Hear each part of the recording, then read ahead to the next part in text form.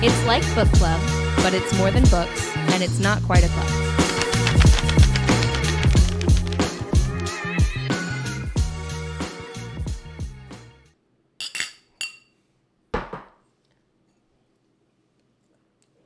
Oh my god, it's like pure vodka. Pure vodka, that was. Okay, we all just took shots of straight up vodka. That was great. Ansley and I took two. All right, let's clear the air about it. I've romantically kissed boys before.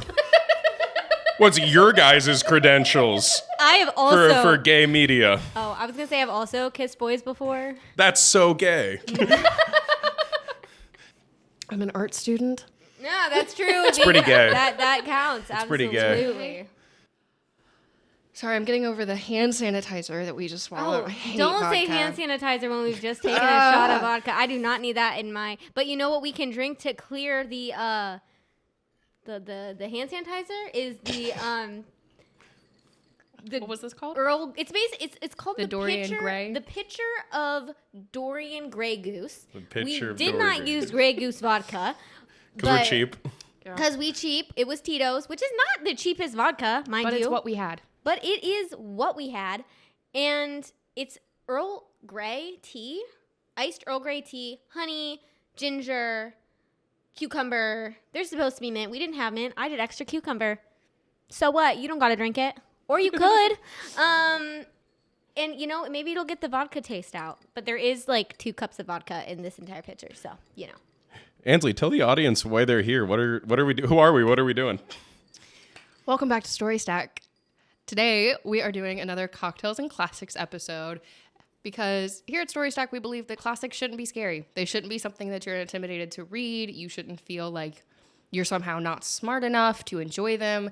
They are something that at the end of the day, you can enjoy talking about with a friend over a drink. And today, we're talking about Dorian Gray. So I know getting into this, me and Gabriel had read it before. This was a reread for us after a couple of years. But Lily, I know that you read it for the first time. So I would love to know, like, first impressions. So, of course, I had heard about the Picture of Dorian Gray before. Like, you cannot escape it. There's a level of, like, part of the reason that we're doing this series is to not just know about the classics, but actually invest time and read the classics, understand the classics, why they are famous for their work. Oscar Wilde wrote The Picture of Dorian Gray, published in 1890, and had it famously revised because society did not like the homoerotic nature of the piece.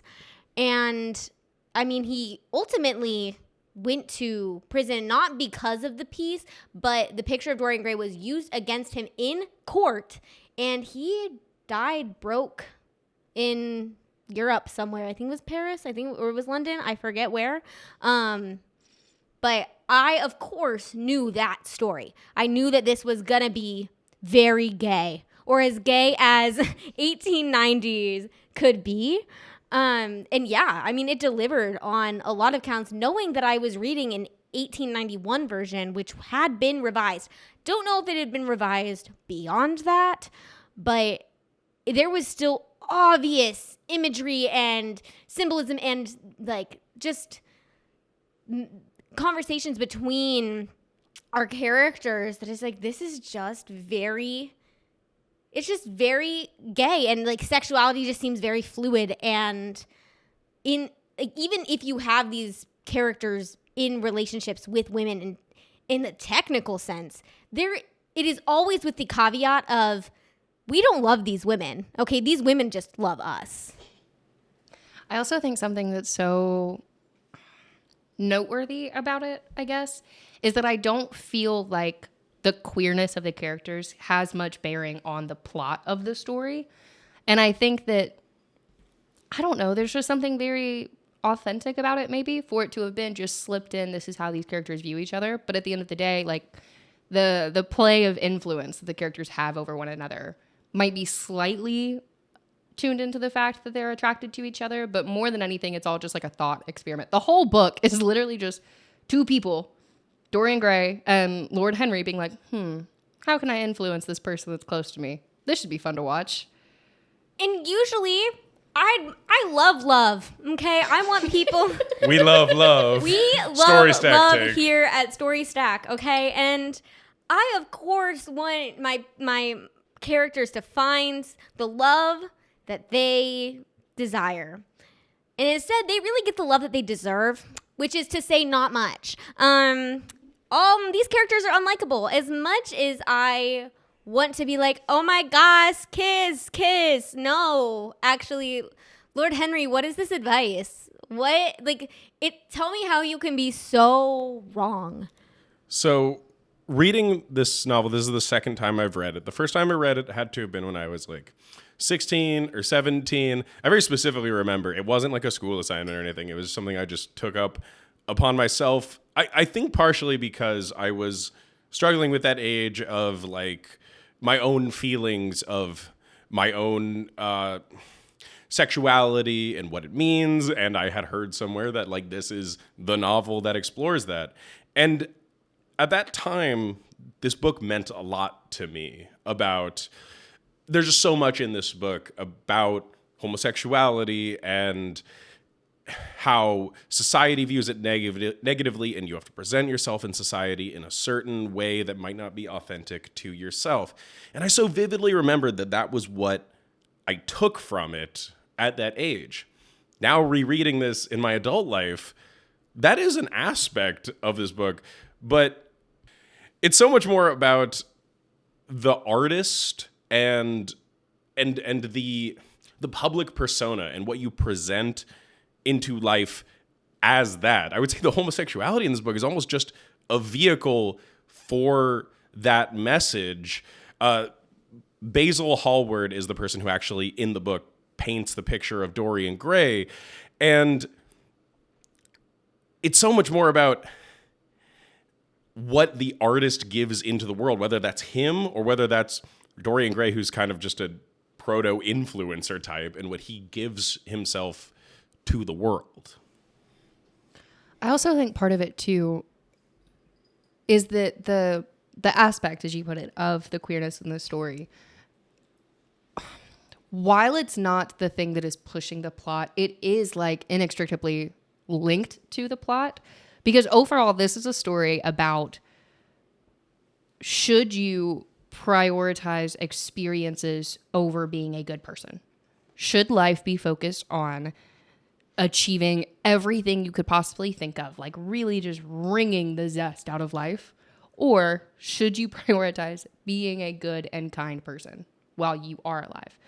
And I think that so many of these characters have like such a reckless like abandon and just this desire to live life to the fullest, because so many of them are queer and feel restricted in that way. I feel like it's a very common theme in queer media for characters to like feel super, super ambitious about their life, I suppose. I don't know if that's the best way to put it, but that's kind of the vibe. Beyond just our two characters having the subliminal messaging that they are queer. Well, it's not outwardly, it's not explicitly stated that there is any romantic connection. Well, no, there's not explicitly stated there is any romantic action taken between them. It is all in their like thoughts and the way that they describe each other when we are reading in each perspective, and the way that it'll be like, oh, but why is Lord Henry talking about Dorian Gray's lips? And why is Dorian Gray talking about Lord Henry touching his shoulder and like stuff like that? But beyond that, there's also this sort of like their lifestyle, more on like you saying like living it to the fullest.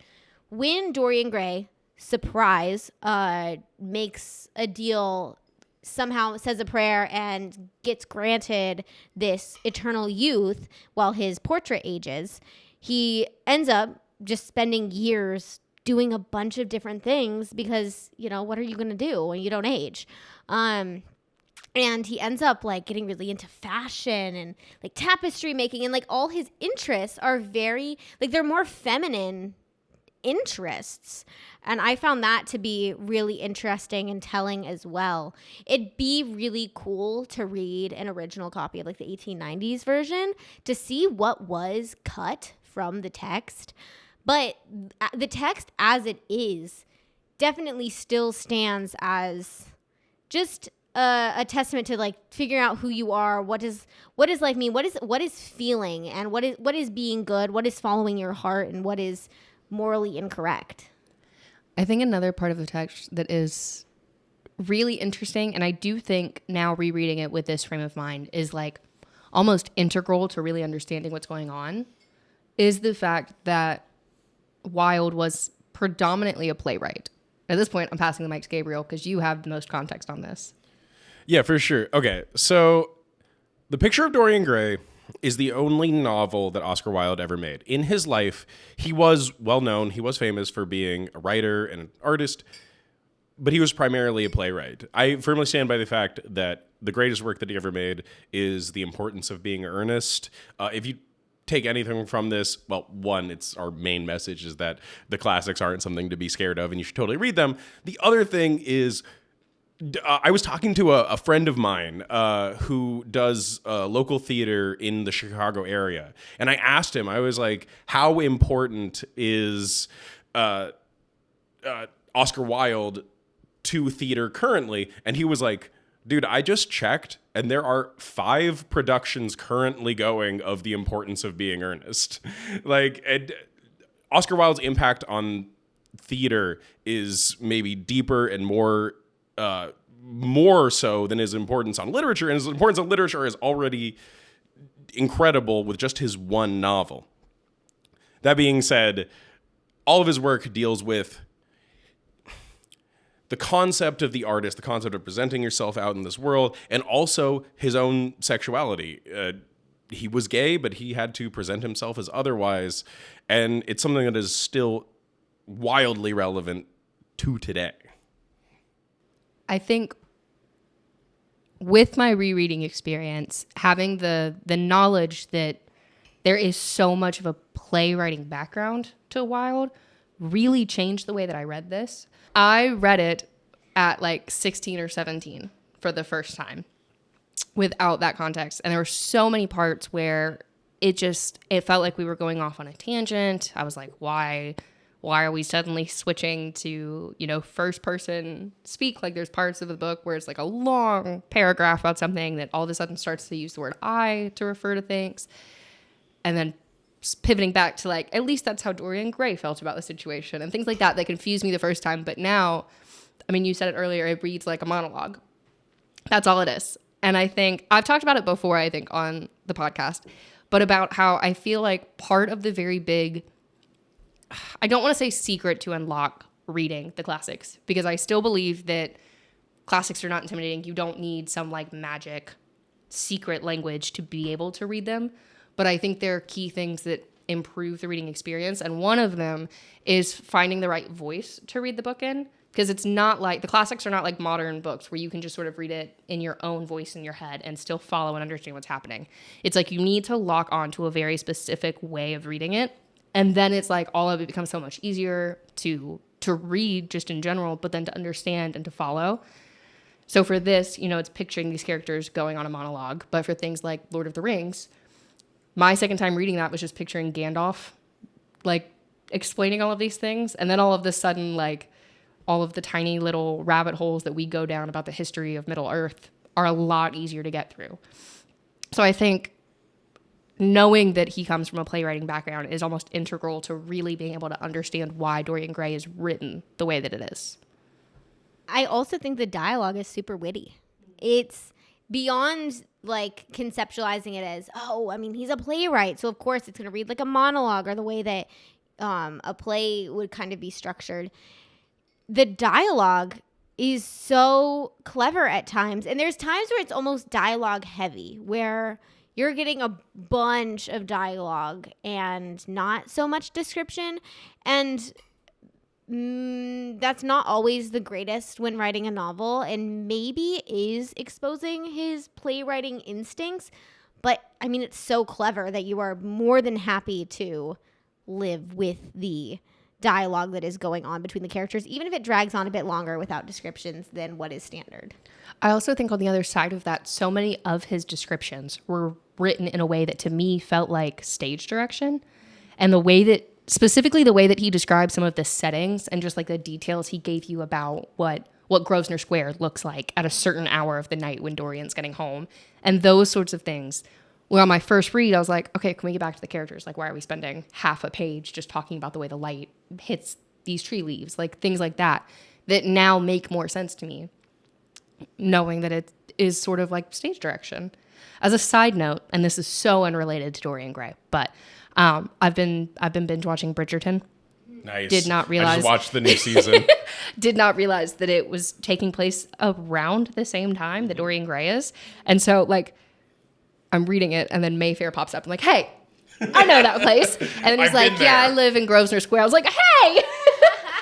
Oh, man. Oscar Wilde could just appear in the cast of Bridgerton, and I wouldn't even think anything of it. Listen, if I'm going to take our Bridgerton topic and bring it to, okay, but the women that Oscar Wilde is talking about in the book, where are they? Not that I care, not that everything has to be about women, okay, but here's the thing. There are like no actual women in this book, and like the women that are present are only to fawn over Dorian Gray usually, and or Lord Henry's wife, who is then like ragged on as like, oh my gosh, like don't get married, Dorian. Like, oh, women this, women that. Lord Henry, shut up. No one wants your comments on women. Every time Lord Henry brings up women when he doesn't have to. He's always like, women think like this, women think like that. The only thing I like about a woman is that they don't really think and they just do things. And we could learn that from them, but mostly women are stupid. Shut up. So I think, as a side note to this too, the way the two of us, for our audio only listeners, me and Gabriel are just like crouching up on our microphones, like desperate to come back to that. Comment. I think, speaking specifically to the writing, Wilde did a really phenomenal job of creating these like despicable characters, but he writes them in a way without judging them. So, like, I'm reading this book. I know very clearly what Lord Henry's views on women are. I know very clearly what Dorian Gray's views on the Jewish population is. Fully understand all of these things. But I walked away being like, I can't tell if Oscar Wilde believes those things. And I think, I mean, the only other writer that comes to mind that does that phenomenally well is Didion. Oh, yeah, for sure. And I think that comes more with, like, being a writing student and, like, knowing to look for those things. But it made it more enjoyable for me to be like, to imagine the distance that he must have taken from the work to be able to write these characters without judging them for their behaviors. And obviously there's an inherent judgment considering the fact of like the ending of Dorian Gray, but that's the extent of it to me. So I gotta give a shout out to an article that I read in preparation for this podcast. So it's from the Hyacinth Review, hyacinthreview.com, The Picture of Dorian Gray and the Symbolism of the Self by Terry Pinyard.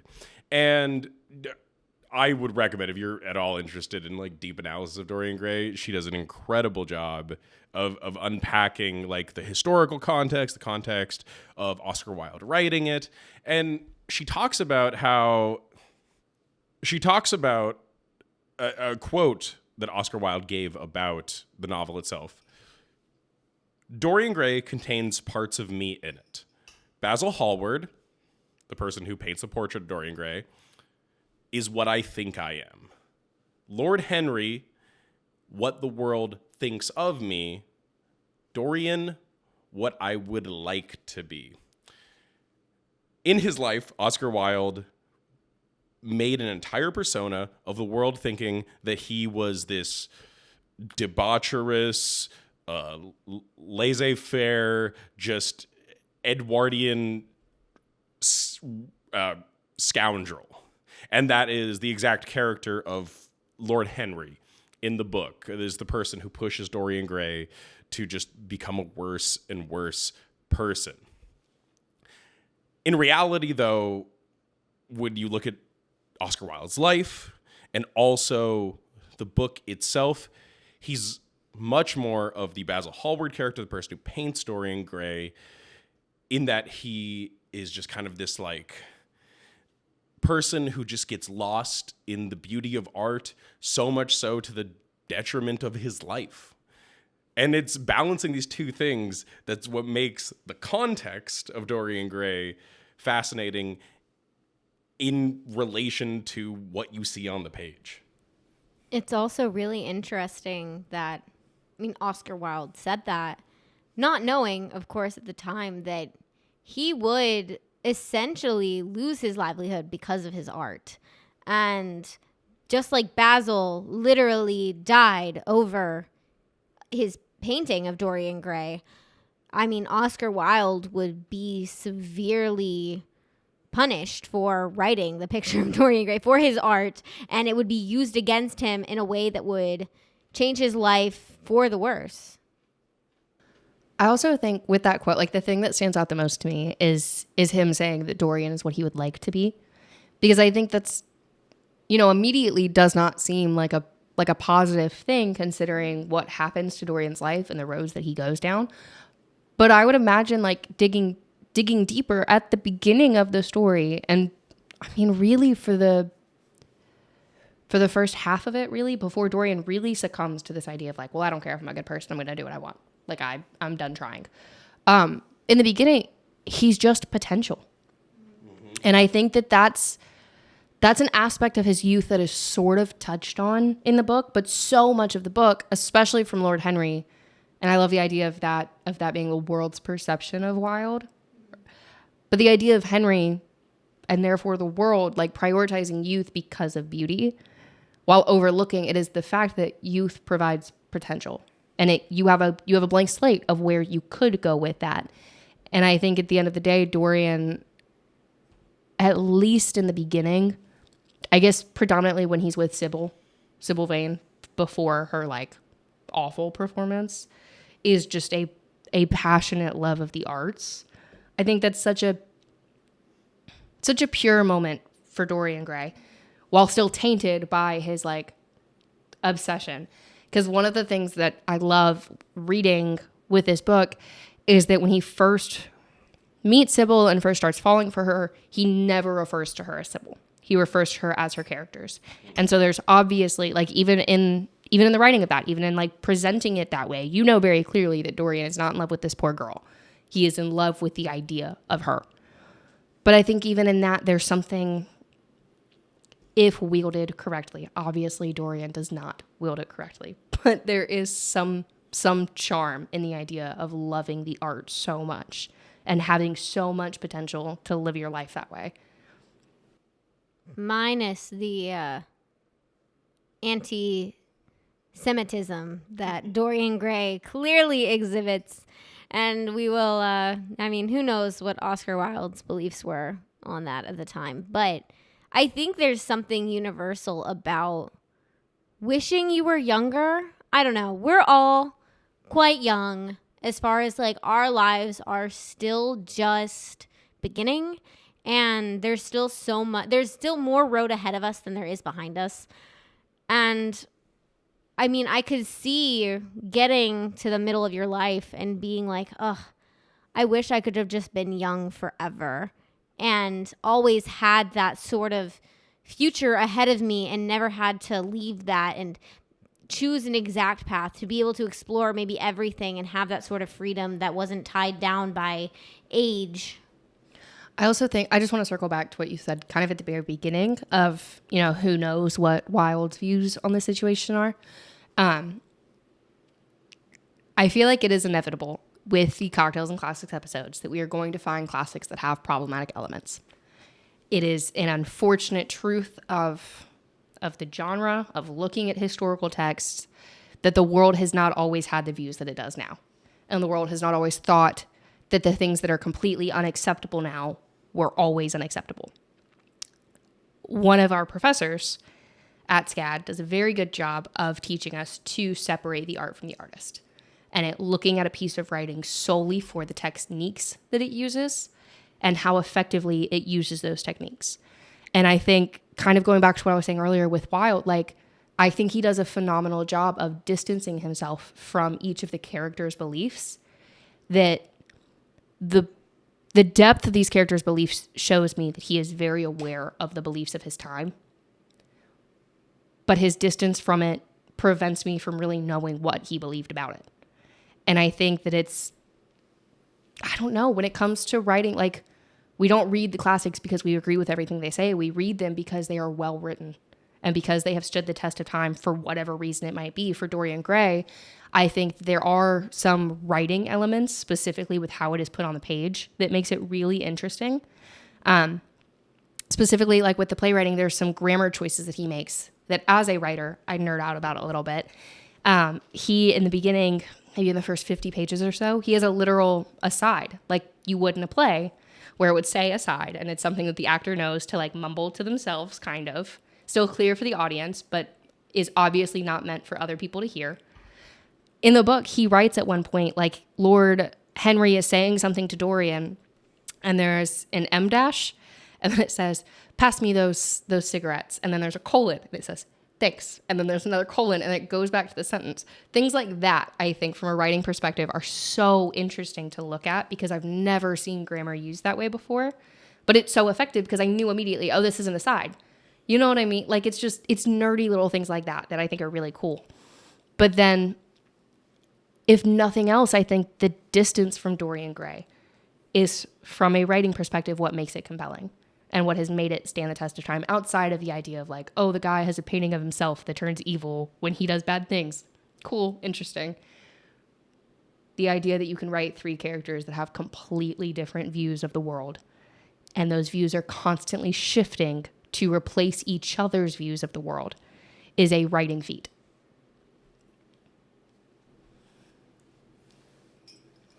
Hold on. I would also like to add to the listeners, this cocktail, if you do choose to make it, because again, we get 99% of our cocktails from the book Tequila Mockingbird. Mm-hmm. It's a very, very fun book. It makes cocktail recipes based off of each of the classics. If you do choose to write this one, this has been our most unique cocktail yet, I think. This has been our most alcoholic cocktail. It has been our most alcoholic. 2 cups of vodka. And if you see this picture of what we have so much still in this picture. And here's the thing.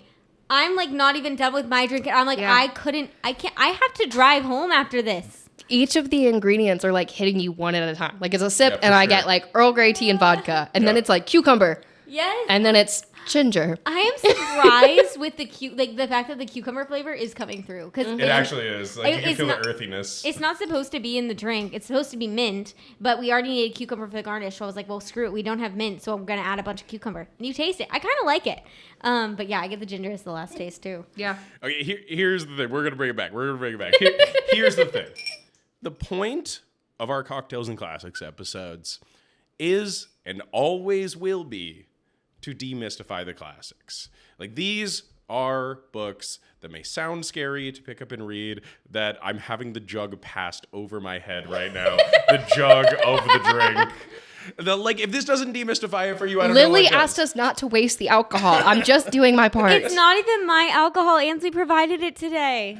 Shout out. I don't like vodka, so I was trying to get rid of my supply. The classics are the kind of books that you can casually read and your friends can pass a jug of vodka over your head while you're chatting about it. Lily, it was spilling out of the jug a little bit. That's okay. We'll fix that later. But wait. I got it. Wait. The Picture of Dorian Gray is more topical now than maybe it's ever been. It addresses gay culture. It addresses influencer culture in ways that are still topically relevant. You can pick up this book and you can immediately, from the first paragraph, draw parallels to today. You can pick this book up and it reads quick and snappy like a movie does, because Oscar Wilde was a playwright by trade. It's snappy, and you will gain something from this. I mean, I just say this reflecting on my 16-year-old self. Somebody struggling with his own sexuality, somebody struggling with what he means to the wider world around him and presenting himself to that world. Like, you will find meaning in this book. I also want to add, definitely before we end, that one of the things that I think I disagreed with you about the most when we were prepping to read this book was the idea that it's a quick read. My copy is 165 pages. By all means, it should be something very quick to go through.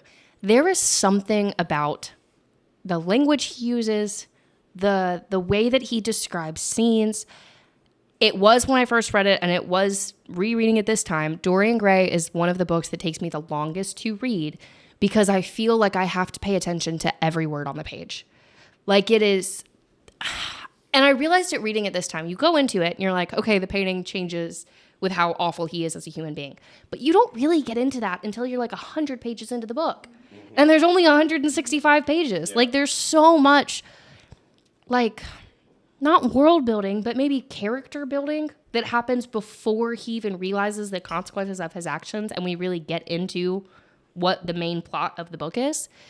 And there's so much that, I don't know, that just makes you pause. Whether it is the way that he's describing the light hitting the trees in Grosvenor Square, or really getting into one of Lord Henry's rants and seeing, I agree with you that for the most part, his advice is awful.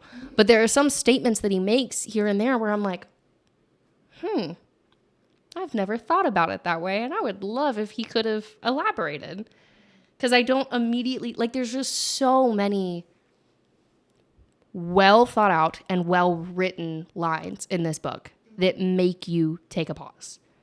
When I was reading it, I annotate my classics. Unfortunately, with the Picture of Dorian Gray, I only was able to annotate maybe the first 50 pages, and then for time's sake, I just needed to power on. And I remember underlining a lot of Lord Henry's lines and like, that's a really interesting way to think about it. Don't agree, but that is super interesting. There was one specifically. I'm going to get my copy to try to find it. You just said another one of the things that I think is so interesting when it comes to the writing of the book and like the choices he made on a syntax level is the capitalization and the way that he capitalizes things like beauty and genius and personifies all of these like important traits. I don't know why exactly it stuck with me so badly, but it does. I underlined that too, because it wasn't just things like beauty. Like there was, it was negative traits too, and this is just making these things bigger than what they are, because that is what the book is about. It is about like what does it mean to be beautiful? What does it mean to be good? What does it mean to be ugly? Too. Is it just youth? And is youth beautiful? And does remaining youthful mean that you will always be beautiful? And can you still be ugly while also being youthful? And I think that that's what Dorian Gray is. I mean, it analyzes. Another thing that I think is so well done when it comes to the writing is the foreshadowing, especially on a reread and like seeing it now. There are so many moments where he just gives you the plot of this book and the ending of this book in the first 50 pages. Mm-hmm. But it's said in a way that is so simple. So like one is when Basil first finishes the painting, and it's literally on my copy, it's page 20. 20 pages in. They're talking about Basil's going to rip up the canvas because he feels he's put too much of his soul into this piece. And Dorian Gray runs over and is like crying, and he snatches the knife from him and says, "Don't, Basil, don't," he cried. "It would be murder."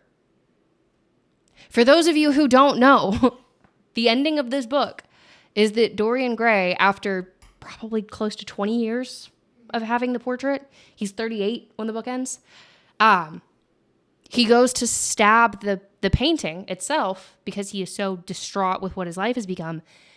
But when they find him, he stabbed himself in the heart, which was another fun thing. I didn't realize, this is totally spoilery, so pause here if you don't want them. But that he switches faces with the painting at the end. Mm-hmm. That was one of my favorite annotations. Because going back to Lily's point about annotations, I don't ever annotate my books. It ends up pulling me out of it too bad. This is one of the only books I've ever annotated, and it was 17-year-old me doing it. There are so many just like, gay, oh shit, Dorian, no. That's the extent of my annotations. I'm still trying to find this. Ansley, I'm glad you brought up how the foreshadowing works in this book. I got to give another shout out to Hyacinth Review, my girl Terry Pinyard, who wrote the article, The Picture of Dorian Gray and the Symbolism of the Self. She has an entire deep dive into the fact that there is an analysis of this book that it is not Dorian Gray in the painting. It is the soul of Basil Hallward, the person who made the painting.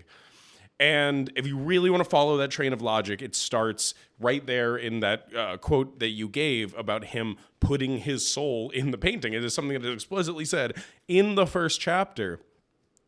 And the whole point that she gets at, and it's worth your own deep dive, but the whole point that she gets at is that when we see the degradation of the painting as Dorian Gray gets older, but he himself stays young, but the painting gets older, the degradation is not Dorian Gray's soul, it is Basil Hallward's soul, and there are so many layers that you can find in this book if you're willing to take the dive. I just want to add to that. That's so interesting to me because I feel like so much of the book is pushing you to correlate Dorian Gray's like just atrocious acts to the degradation of the portrait. But we technically only see the degradation of the portrait like twice. And both of them are with Basil. I think. Now that I think back on it, I think there's maybe one, like when he sees it for the first time after he argues that, and I say he as in Dorian Gray, that he believes because of how he's like brutally rejected Sybil Vane and then led her to commit suicide. And the portrait now has like a cruel look about it. But realistically, Basil was at that same performance and was lying. Mm-hmm. Like he had been lying to Dorian to try to save face and act like, oh, it wasn't really that bad. Maybe she's sick. But lying is also a sin. And that's a lot of what this book is about sins and how they impact you. That's so interesting. What also surprised me about this book was how long he is actually like youthful, like the idea of eternal youth, but he only was really utilizing this for 20 years. Like there was a point where I was wondering, when are people going to notice that he's not aging? And is anyone else aging like with him? I imagined that there was this whole maybe community of these people that weren't aging, but really it's just him. And really he only lives in that for 20 years. Like he would have been alive that long anyway. It's not like he lived beyond what a normal human would live. He actually died young because of how terrible it was to stay eternally youthful. I found it really interesting when Sybil Vane's brother goes to get revenge on Dorian Gray. And I thought that was going to be a bigger piece to this story. And it ends up being pretty anticlimactic as far as like, what is his name? James? James. His name is James. James Vane never gets revenge, of course. Doesn't recognize Dorian at first because he's like, oh yeah, my sister died 20 years ago and you're young. Like you would have been like an infant when she died. So no way that you were the one that caused her to kill herself. It's really interesting how James adds another level to Dorian Gray's paranoia about his age. And I would feel like he'd be feeling more paranoia about people noticing the fact that he's not aging. And James is the only real example that we get of someone noticing the fact that like, no, wait, you're still Dorian Gray. Like, tell me, I mean, Lord Henry obviously I feel like knew. Lord Henry is the one that essentially pushed Dorian to make this sort of wild deal with the devil or whatever he is making this deal with. I mean, he says it's a prayer and the prayer was answered. And so he stays eternally young and it really ends up being a curse, whatever. But Lord Henry's the one that pushed him into doing that. Lord Henry must have known because at some point Lord Henry makes a comment of, oh, how do you stay young? Like he acknowledges the fact that Dorian looks the same as the day that he met him, even though it's been like almost 20 years. And I find it so weird that no one else was suspicious of this. I'm wondering, and besides James Vane, who doesn't recognize Dorian at first, but then there's some woman who is like, nah, that's definitely Dorian Gray. I'm not going to be the one to go up to him and confront him about it, but like that is that man. Like I don't know how he did it. I don't know why he did it, but like that's him. No joke there. And James is like, okay, I believe you. Not questioning, but why does he look so young? I mean, I guess 40 or 38, however old he was, isn't that old, but he would have definitely aged. And he didn't live that long, period. I don't know. There's a lot to unpack about, like, if this book had gone on longer and Dorian Gray had lived to be, 100 plus, what the repercussions of his life might have been had he not realized so quickly how detrimental being young forever was going to, what that was going to do for him. So first, with the woman that tells James Vane that is Dorian Gray. This occurred to me when I was reading it today, because in full transparency, I read this today before we met. I was like 50 pages in and read the rest of the book this morning. I was 50 pages in last night. And very fresh on the brain. This is what being literary is just fucking winging it all the time. But like if us writing nerds can read most of this book in under 24 hours, guarantee if you're not a writer, you can read this. You're going to have to take your time, not lying. Like it is not going to be like a skim read. But if you are willing to like have the commitment of like reading on like a sentence by sentence level, it doesn't take that long. The language of this is not so complex that you can't do it, but you can do it. Lily, don't digress too far. Ansley's about to lose her point. I got too many points to lose them. Okay. The woman that tells James Vane that is Dorian Gray. I would argue this book, and I don't feel like it's a crazy argument, this book is magical realism, right? Yes. Magical realism as a genre is the idea that everything operates the way that it does in a real world without magic. This is, for all intents and purposes, like just a basic realistic fiction, right? But there is some sort of unexplainable magical component to it. In Dorian Gray, it is the portrait taking on his sins. There's no real explanation at any point as to why that has happened. I'd argue that this is magical realism. I don't think that's a crazy argument to make. It's pretty standard.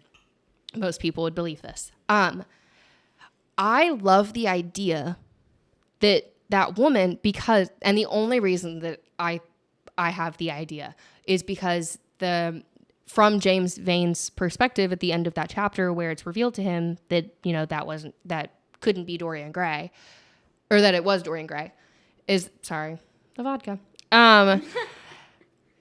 It says that Dorian, like when he turns around, Dorian's gone. And when he turns back around, the woman is gone. I love the idea that was Sybil Vane. Ooh. Who was wronged in the book. Forgive us because we haven't given you a plot outline of this book the way that we have with previous cocktails and classics. But you've probably read the book. I mean, if you're interested in the Picture of Dorian Gray, here by this point, you've probably read the book. We're not sober. You're here at our mercy. You understand us, you know? There's a painting of us somewhere that is getting more sober Yeah. as we speak. But at the end of the day, like Dorian Gray wronged Sybil Vane. This is a girl that has fully lost herself in her performances and then is shown love. And in a very romantic gesture, can't act all of a sudden because nothing seems as real to her or as authentic to her as her love to Dorian Gray. It's a very sweet moment. It's a very tender moment. One that I appreciate a lot. Dorian Gray, like, all but spits in her face and says that she's a terrible actress and she's not interesting anymore. I love the idea that, like, a ghost version of her down in this seedy-ass bar on the other side of town reconnects with her brother for a moment to be like, no, that's him. Get the vengeance that you promised me. Love that idea. So anyway, back to what I was saying about Lord Henry. I think there's so many quotes from him that really drive home the idea that I was talking about earlier of the fact that Wilde had so much distance to who he was characterizing that you can't ever really tell if he was condemning them or not, if he was judging their actions. And I think that nothing proves that more than the fact that sometimes Lord Henry, for every awful, genuine, atrocious piece of advice that he has a quote that isn't inherently bad. Like there's a moment where you're like, I've never thought about it that way. I also think with this, we both read this book for the first time, Gabriel and I, at like 16, 17 years old. Outside of all of the stuff we discussed at the beginning of the episode of like queer stories always have, or normally have, a character with just a full ambition to live life as fully as possible. There's also something to be said about the fact that at 17, like you just have so much criticism for how everybody else in the world has ever lived their lives because you could do so much better. And not from an arrogant stance, but from like, there's so much wonder at life and about what your life will become a year from being a legal adult that at the time, like looking through some of my annotations in this book genuinely were so funny to me. Because at 17, I remember being like, oh, that's so profound. And now I'm like, he's being an ass. Like, it's not that profound, actually. And I think I've found a couple of instances that I think just truly go to show how complex of a character that Lord Henry is. Because for all of his shitty advice, he is truly a complex character. Conscience and cowardice are really the same things, Basil. Conscience is the trade name of the firm. That's all. The idea that conscious, the thing that stops you from doing something wrong, viewing that as cowardice, something that holds you back because of fear. Wildly interesting take. And there's so many of those one-liners that it's just like, I wish you could have had 2 more lines, like expanding on that.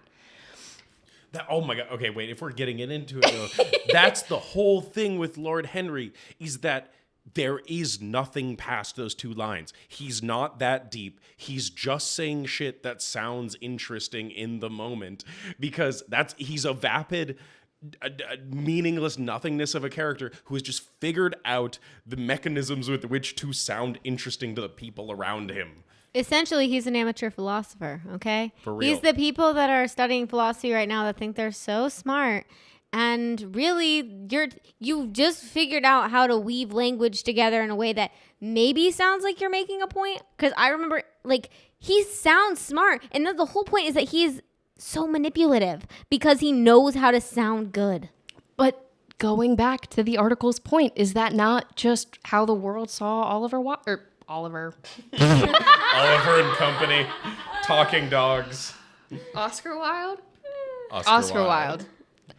You can edit that out. That's embarrassing. But I don't honestly, want me having to look at the cover of my book to be like, Oscar Wilde? We don't have drinks in front of us to sound coherent all the time, okay?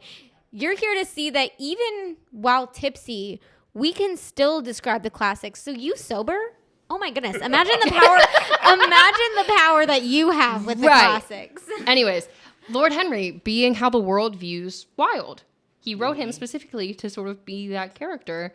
I would argue that makes him even more complex. Like he has these moments of he only gets this one line because that's all that he can say on the thing because he doesn't know.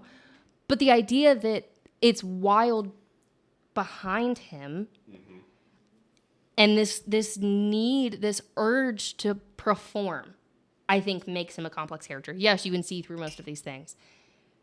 It's a shallow level of interest that I want 2 more lines of explanation just because that's such a crazy line to drop and then not elaborate on at all. Other lines. Philanthropic people lose all sense of humanity. It is their distinguishing characteristic. So interesting to me because we categorize philanthropic people as like so giving and good-natured, but then you think about in modern times the amount of celebrities that have some sort of foundation, and it's like that foundation is just going back into your pocket. They're just doing like this is just a tax scam. Yeah. And so there's things like that where it's like, for the most part, Lord Henry is an awful character, like as a person, but there are moments like that where you're like, ooh, he kind of hit the nail on the head a little bit, actually. And then this is again just me at 17. being an angsty 17-year-old. But the people who love only once in their lives are really the shallow people. The idea that people that have multiple love stories over the course of their lives just are overflowing with love, that it cannot be confined to one person.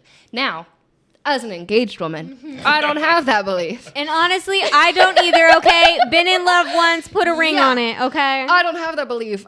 Jonah is my really only real boyfriend ever. And now we're engaged. And this is the one man that I'm going to love for the rest of my life. Like, I don't believe that now. But at the time, it was such a poetic line to me that I was like, I wish I could have gotten one more line. When I read that, I also thought, like, it's maybe pretty cathartic for people that have maybe experienced young love in high school, early college days, whatever. You felt like you had your great love, and that didn't turn out. Okay, and this idea of like, but that was it. That was it. And realizing that, no, you're actually stronger for being able to love again. Now, even though I've only been in love once, and, you know, I'm going to hopefully be in love with this person for the rest of my life, I definitely, I think that there's a beauty in that as well. But I think being able to recognize that you have the capacity for more love, I don't think love stops with your romantic love. Just because you maybe found your one person doesn't mean you need more romantic love. Love comes in so many different shapes and forms, and friendships are a big way of loving. Like, just because you make more friends and love more friends doesn't mean you love your friends that you've had any less. That love is still genuine and true, and being able to expand yourself in that way, I think, is beautiful. I need to point out how we are all drunk, and we are drunkenly rambling on just various tangents of what this book means to us specifically. I can't like elaborate enough that like Oscar Wilde struck gold with this one. Like, there are so many different ways that you can interpret the characters and events of this book that mean something to you specifically, personally. And to round that out, my next quote from Henry Wotton is, "When we blame ourselves, we feel that no one else has a right to blame us. It is the confession, not the priest, that gives us absolution." To me, reading that today, the only thing I could think of is I really don't like when I get called out, especially when I am already apologizing. When I'm saying like, no, you're right, it wasn't nice for me to snap at you. I'll do better next time. And Jonah's like, right, because it really hurt my feelings. I get irritated again. I'm like, okay, I already said I was sorry. Why are you continuing to harp on? That, more than anything, the idea that a book that was written not almost 200 years ago, how long ago was 1890? Like 150? A long time ago. No, I don't know. A book that was written a long time ago. The fact that it can get me to truly like face my current flaws while simultaneously look back on a 17-year-old version of me and acknowledge like, you were just being insufferable. You just had too many feelings and you translated that into like whimsy for the world, right? The idea that a book that was written so long ago can invoke those feelings in you, that is what makes a classic. And that is why it is important to read the classics and to feel comfortable reading them and to not be intimidated by them, even if they have problematic elements in them, is because at the end of the day, all they do is make us look at ourselves more critically.